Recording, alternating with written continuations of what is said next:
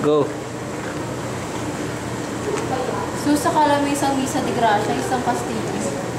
Maraming putok. Sabi nila mga pangkat daw ni Matandang Pablo. Mga tulisan ba? Hindi marahil. Ang balita ay ang kwadrilyero na kalaban ng mga sibil at yun daw ang dahilan kung bakit hindi si Don Filipo. Sinasabing may 14 daw napatay.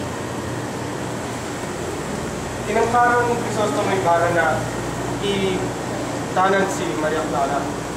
Kaya pinagtanggol ito ni Kapitan Tiago kasama ang kanyang mga bataan. Magagaya mo si Galvinal. Nakita ko si Don Filipo. Pati na rin si Don Crisostomo.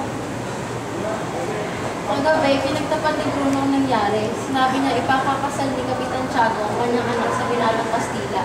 Nagdamdam si Don Crisostomo Ibarra sa nangyari at sinabi niya na lulusubin niya ang kumbento at ang kwartel.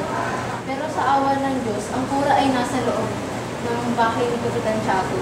Sinasabi nila na sinundo ng mga sibil ang bahay ni Ibarra.